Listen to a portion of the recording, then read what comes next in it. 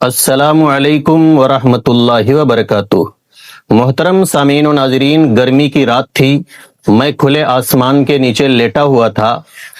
रात के तकरीबन 2-2:30 बजे मेरी आंख खुली तो मैं क्या देखता हूं कि एक काला साया मेरी चारपाई के ऊपर उड़ रहा है। पहले मैं घबराया, डरा, लेकिन फिर मजबूती के साथ आयतुल कुर्सी पढ़ता हुआ मैं उठ खड़ा हुआ। जब मैं खड़ा हुआ तो हकीकत मेरे सामने आ गई। हुआ यूं था कि एक तार सहन में मेरी चारपाई के ऊपर एक तरफ से दूसरी तरफ तक बंधा हुआ था। उस तार पर एक तरफ एक काली चादर फैली हुई थी। रात में जब हवा चली तो वो चादर खिसक कर मेरी चारपाई के ऊपर आ गई। अब वो तार बारीक होने की वजह से रात में मुझे नजर नहीं आ रहा था और सिर्फ वही चादर अजीब शक्ल में उड़ती हुई नजर आ रही थी। तो मैंने समझा कि ये भूत है। तो जो लोग भूत चुड़ैल वगैरह को देखने का दावा करते हैं तो उमूमन इसी तरह के वहम होते हैं। तो आज हम बात करेंगे कि भूत, चुड़ैल, परी, साया, ये सब चीजें होती हैं या नहीं होती हैं। दीन इस्लाम इस ताल्लुक से क्या कहता है और साइंस इस बारे में क्या बताती है। तो सबसे पहले ये जान लीजिए कि भूत का जो ये लफ्ज है ये कहां से आया है। तो भूत संस्कृत जुबान का लफ्ज है और संस्कृत में भूत के माना होते हैं गुजरा हुआ, जो हो चुका है। हिंदू अकीदे के मुताबिक भूत उन रूहों को कहा जाता है जो मरे हुए लोगों की दुनिया में दोबारा वापस आती हैं। हिंदू अकीदे के मुताबिक जो लोग मर चुके हैं उनकी रूहें दुनिया में दोबारा वापस आती हैं। अगर उन्हें किसी ने सताया होता है, तकलीफ पहुंचाई होती है, तो वो रूहें उनको सताती हैं, तकलीफ पहुंचाती हैं और वो रूहें अजीब अजीब डरावनी शक्लें इख्तियार करती हैं, खंडरात में और वीरानों में रहती हैं। तो उन्हीं को भूत कहा जाता है। शरीयत इस बारे में क्या कहती है? तो शरीयत में भूत, चुड़ैल, परी, साया, इन चीजों का कोई वजूद ही नहीं है। ये चीजें होती ही नहीं हैं, क्योंकि इस्लामी अकीदे के मुताबिक जो लोग इस दुनिया से जा चुके हैं वो दोबारा दुनिया में नहीं आ सकते हैं। उनकी रूहें नहीं आ सकती हैं, क्योंकि उनकी रूहें आलम बरज़ख में पहुंच जाती हैं। अब अगर वो नेक थे तो फिर उनकी रूहें इल्लियीन में रहती हैं और अगर वो बद थे तो उनकी रूहें सिज्जीन में रहती हैं। वो दोबारा दुनिया में वापस नहीं आ सकती। इस्लाम में ये अकीदा रखना भी जायज नहीं है कि जो लोग इस दुनिया से जा चुके हैं वो दोबारा दुनिया में आएंगे या उनकी रूहें दोबारा दुनिया में आएंगी। तो बहरहाल इस्लाम में भूत, प्रेत, चुड़ैल, साया, इन चीजों का कोई वजूद नहीं है। हाँ, जिन्नात का वजूद कुरान और हदीस से साबित है और वो मुस्तकिल मखलूक हैं, उनकी अलग जिंदगी है और उनके मुस्तकिल काम है। उनके पास इतनी फुर्सत नहीं है कि वो हर वक्त हमारे पीछे पड़े रहें कि कहीं दर्द हो रहा है तो जिन्नात की वजह से हो रहा है, कोई बीमारी है तो जिन्नात की वजह से है, कोई तकलीफ है तो जिन्नात की वजह से है, बुखार नहीं जा रहा है तो जिन्नात की वजह से नहीं जा रहा है। ये सब बेकार की बातें हैं, क्योंकि तकलीफें देने वाला, बीमारियां देने वाला, मुसीबतें देने वाला, मुसीबतों को दूर करने वाला, बीमारियों से शिफा देने वाला, मुसीबतों को हटाने वाला अगर कोई है तो सिर्फ और सिर्फ अल्लाह तबारक व तआला है। तो बहरहाल भूत वगैरह इस्लाम के एतबार से कुछ होते ही नहीं है। अब जो लोग दावा करते हैं कि हमने फला जगह पर भूत देखा, हमने फला जगह चुड़ैल देखी, साया देखा, तो ये दावे 50% झूठे होते हैं।